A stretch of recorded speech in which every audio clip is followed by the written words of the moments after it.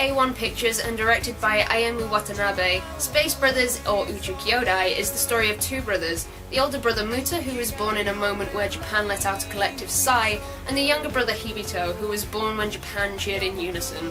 They both share a dream though, one of becoming astronauts and travelling to space. Though unfortunately for Muta Namba, real life has been a bit of a bitch. He's been fired from his job, blacklisted from his career tree, and he's had to move back in with his parents. While Muta has hit rock bottom, his younger brother Hibito is living in America, training to become an astronaut with a firm eye on the moon. After a push from his family, Muta applies for the astronaut selection program at JAXA, the Japanese Aerospace Exploration Agency. The story mainly follows Muta and his tale of the hard road to the stars, with his eyes set on going to space. With that, I can talk a little bit about my opinions of the story, because it's very easily one of the strongest parts of this series. It goes through these long arcs of what the process of becoming an astronaut is, what you have to sacrifice, what you need to be willing to learn, and what you already need to know. It's really easy to see that they are making a story about one of the most difficult jobs there is in the world. And the way that they do this is astonishingly good. So basically the formula of the story is they take the time to make these really lengthy arcs about a certain training exercise or exam that participants have to do. For example, there was a seriously long bout of episodes about a particular exam that they had to do, and this exam felt never-ending. However, I don't judge this as being a bad thing about the story, and the reason really is because it was a necessary thing. I felt impatient watching it, like I'm sure the candidates were impatient to get out of there. But while I was incredibly impatient for this thing to end, I was also very interested and very invested in what was going on. Another reason that I can't really say that the pace of this thing is a negative factor of the show is because you could sort of liken it to a degree of becoming qualified for a job of this caliber. Becoming an astronaut is not something that happens overnight. It's a job that takes time to master, and it's a job that requires a level of selection and a level of training that is very much necessary. So in this respect, although you might think the story is slow to Space Brothers, it's actually very fitting to what the story is accomplishing. With this, the story also had this amazing sense of progression. There wasn't an arc that went by that lacked importance or lacked an effect on the characters. Everything had a meaning to these characters, and everything felt really fulfilling at the end of it. The characters nearly always learnt what they needed to learn, even if they didn't know it, by the end of the arc. However, the show would have been an incredible slog if not for the characters, because these characters are bloody good.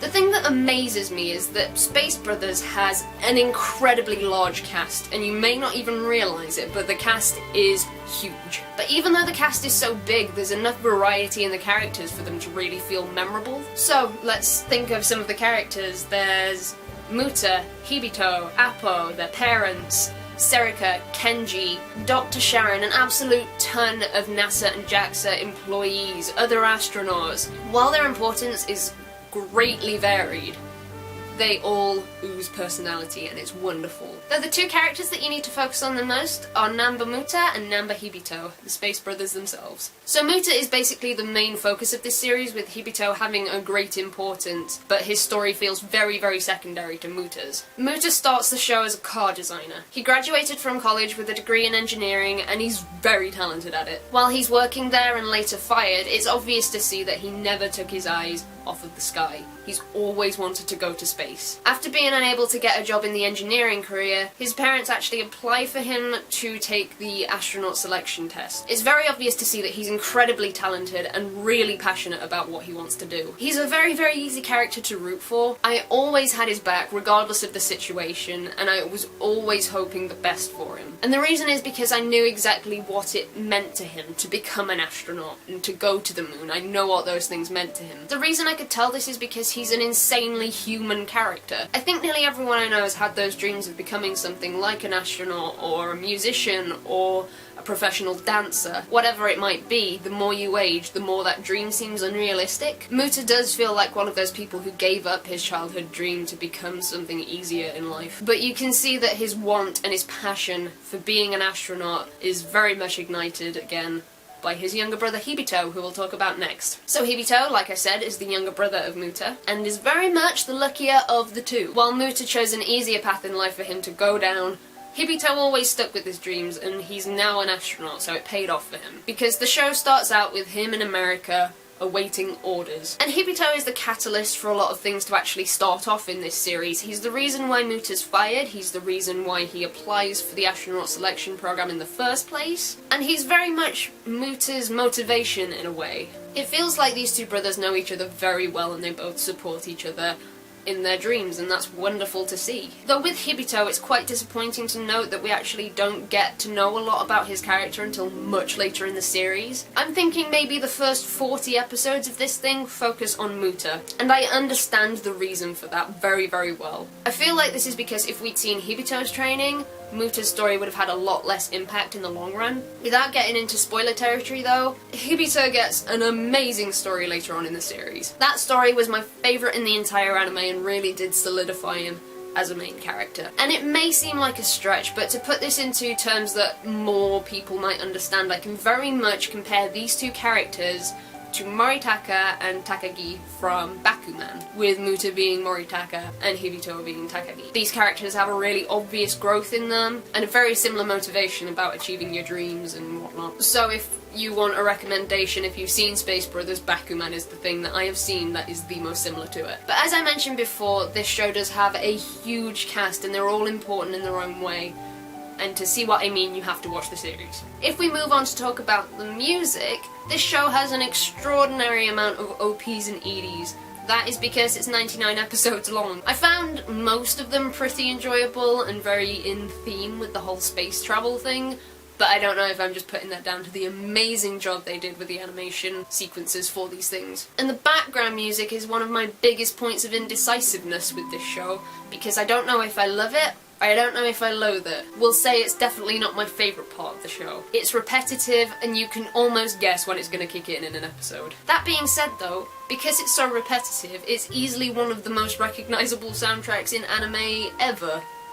Honestly. I know it fits well with the feel of the show, and they did a good job with the writing of the music and stuff, but I can say, without a doubt, I will not be putting the soundtrack on my phone and going for modern runs with it. And just a quick mention of the voice acting. The voice acting was super on point, especially by Muta and Hibito. So good. I was so impressed with the portrayal of these characters. So, good job guys! Time to talk about the art of this thing. I do feel like I know what they were trying to go for with the art direction of this show. I feel like they were trying to replicate the manga's art style. It's a more realistic art style. You won't see any characters with purple hair, thanks Nita, or moe eyes. I will say that this isn't a typical anime art style per se, because it took me a few episodes to get used to it, but now I wouldn't have it any other way. The reason is because it just works so well with what the show's trying to achieve. It's not a slice of life comedy set in high school about a music club and girls drinking tea. It's a sci-fi space show that has elements of comedy and slice of life in it. But I do have to be honest, the animation and artwork seemed almost bland at times. Don't get me wrong, whenever there was a really important part of the show that I needed to see done well, they did it fantastically, and they never once let me down. But sometimes they would go through these extended pans of these really boring backgrounds that were just not very good to look at. They were really uninteresting. But talking about the backgrounds, we're gonna go back to October-November of last year when I travelled to Orlando, Florida and visited Kennedy Space Center. Kennedy Space Center is featured in the show a few times, and my gosh is it accurate. They really took the time with the sets of these and made sure that it was accurate to real life locations, and when I was actually in Florida,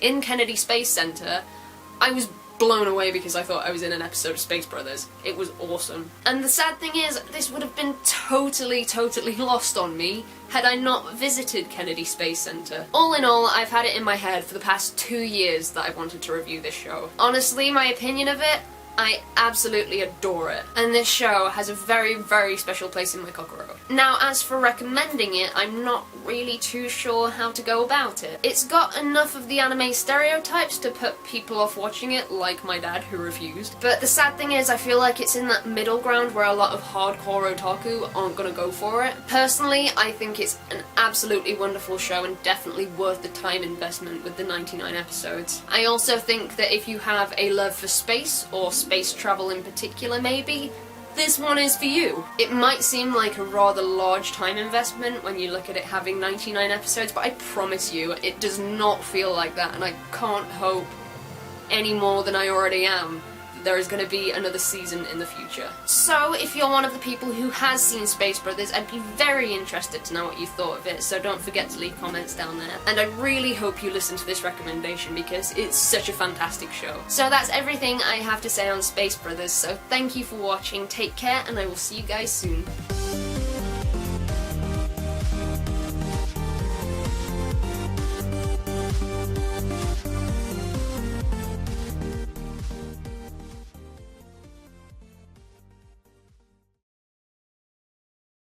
Bang, bang, bang!